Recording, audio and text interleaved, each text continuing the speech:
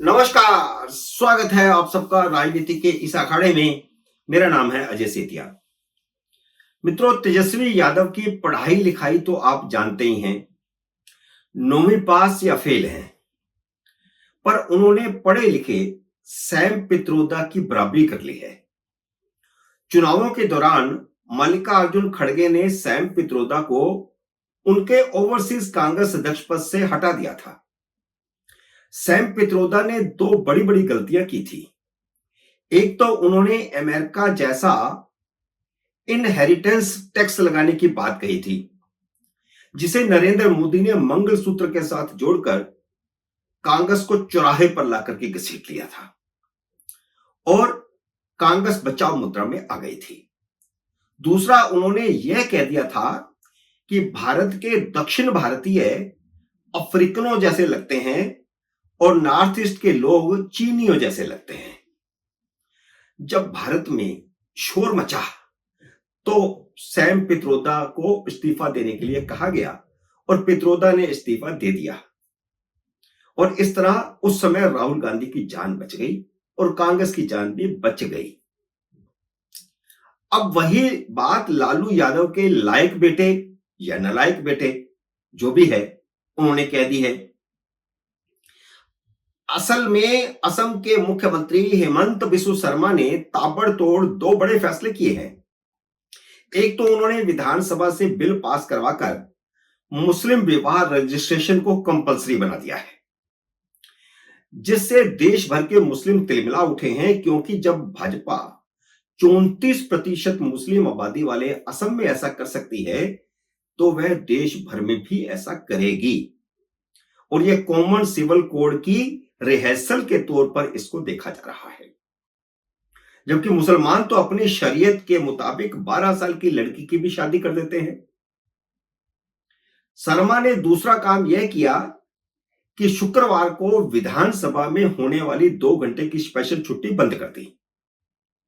हालांकि किसी और विधानसभा या संसद में यह नियम नहीं है, लेकिन असम में 1935 से यह नियम चला आ रहा था। वैसे देश भर के सरकारी दफ्तरों में मुस्लिम दोपहर बाद की ड्यूटी पर आते ही नहीं। अब इस पर मुसलमान तिलमिलाए तो ठीक है, उनका तिलमिलाना बनता भी है, क्योंकि एक परंपरा उनको जो मिली हुई थी उसको उसके सामने कानून आ गया है। लेकिन मुस्लिम वोटों के भरोसे मुख्यमंत्री बनने की आस लगाए तेजस्वी तो इतना तिलमिला गए कि उन्होंने हेमंत बिस्व शर्मा को योगी आदित्यनाथ का चाइनीज वर्जन बता दिया। इससे राहुल गांधी, सैम पित्रोदा और तेजस्वी यादव जैसों की देश के बारे में समझ का अंदाजा भी आप लगा सकते हैं। इसलिए राहुल गांधी अमेरिका में जाकर कहते हैं कि भारत एक देश नहीं है, यह कुछ राज्यों का समूह है। राहुल गांधी को देश को टुकड़ों टुकड़ों में देखने का यह ज्ञान सैम पित्रोदा का ही दिया हुआ है, जो अमेरिका की मदद से मोदी को हराने में विफल हो जाने के बाद अब तख्ता पलट की योजना पर काम कर रहे हैं।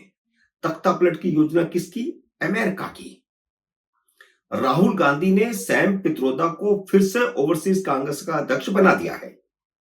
सैम पित्रोदा ने राहुल गांधी को फिर से अमेरिका बुलाया है, क्योंकि पहला ऑपरेशन तो फेल हो गया। तो अब राहुल गांधी 8 सितंबर को फिर से अमेरिका जा रहे हैं। वैसे योजना तो 12-15 दिन के टूर की थी, लेकिन अब वो विपक्ष के नेता हैं और उनके एक एक कदम पर सरकार की निगाह होगी। और नंबर 2, क्योंकि वे विपक्ष के नेता हैं तो अब उन्हें बताना पड़ेगा वे कहां जा रहे हैं, किससे मिल रहे हैं। तो ये उनके सामने एक बड़ी समस्या खड़ी हो गई है। इसलिए अब टूर जो है इस बार थोड़ा छोटा हो गया है, 2-3 दिन का। पिछली बार सुनीता विश्वनाथ ने अमेरिका से खबर लिखी थी कि वह व्हाइट हाउस गए थे और यह रिपोर्ट इकोनॉमिक टाइम्स में छपी थी। लेकिन राहुल गांधी ने या कांग्रेस ने इसकी ना तो पुष्टि की और ना ही कोई खंडन किया, तो इसका मतलब पुष्टि ही माना जाना चाहिए। जैसे चीन के राजदूत से हुई गुपचुप मुलाकात को छुपाने की कोशिश की गई, उसी तरह इस मुलाकात को भी छुपाने की कोशिश की गई थी। लेकिन खबरें आई थी कि उन्होंने डीप स्टेट के एजेंटों से मुलाकात की थी। अमेरिका में डीप स्टेट का मतलब है गुप्तचर एजेंसी सीआईए और एफबीआई और कई और अमेरिकी सीक्रेट एजेंसियां जो दूसरे देशों में अमेरिका के हितों को सुरक्षित करने का काम करती हैं। और अगर अमेरिकी हित सुरक्षित ना हो, मौजूदा सरकार से अमेरिकी हित सुरक्षित ना हो, तो वे विरोधी दलों के नेताओं के साथ मिलकर तख्ता पलटने का काम करती हैं। यह है डीप स्टेट का काम अमेरिका में। हाल ही में यह बात सामने आई है कि श्रीलंका, पाकिस्तान और बांग्लादेश में तख्ता पलट का काम इसी डीप स्टेट ने किया था और राहुल गांधी की मुलाकात व्हाइट हाउस में डीप स्टेट से हुई थी, ऐसी खबर वहां से आई थी। मार्क जुकरबर्ग ने अब हाल ही में खुलासा किया है कि वह डीप स्टेट के लिए काम करते थे, डीप स्टेट के साथ मिलकर काम करते थे और अन्य भी कई कंपनियां डीप स्टेट के साथ मिलकर के काम करती हैं अमेरिका की। यानी चुनावों के दौरान भारत में भी फेसबुक और मेटा ने मोदी को हराने के लिए काम किया था। यह उनके इस बयान से पुष्टि होती है कि दुनिया भर में स्टेट्स को कैसे कैसे करना है, उसके लिए वह डीप स्टेट्स के साथ मिलकर के काम करती हैं, यानी वहां के जनमत को प्रभावित करने की कोशिश करती हैं।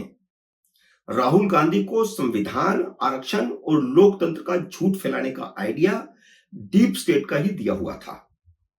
अमेरिका मोदी को हटाने के लिए सैम पित्रोदा के माध्यम से राहुल गांधी का इस्तेमाल कर रहा है और सैम पित्रोदा के माध्यम से कैसे, इसका भी खुलासा मैं अभी कर रहा हूं।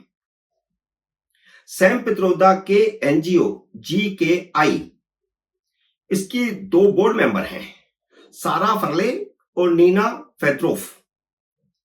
ये दोनों ही अमेरिकी प्रशासन की एजेंट हैं, जिसका काम दुनिया भर के अमेरिकी हितों की सुरक्षा के लिए काम करना है। नीना भारत में जेनेटिक मॉडिफाइड क्रॉप के लिए लॉबिंग कर रही थी, लंबा समय उन्होंने लॉबिंग की है।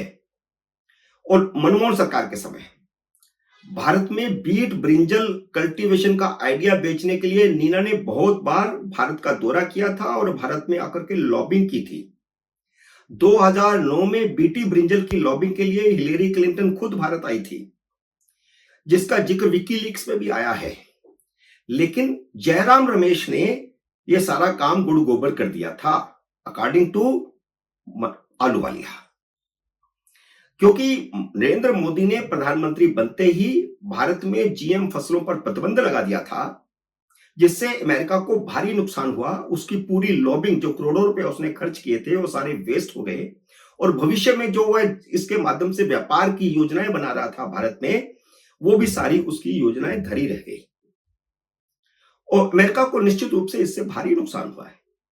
नीना और सारा के माध्यम से सैम पित्रोदा के एनजीओ को करोड़ों डॉलर मिल रहे हैं, ताकि ये मोदी सरकार का तख्ता पलट हो, नई सरकार आए और उनका जो लक्ष्य है बीटी ब्रिंजल का और जीएम फसलों का, वह कामयाब हो सके। तो एक इतनी बड़ी साजिश चली जा रही है, जिसका खुलासा इस ढंग से हो रहा है।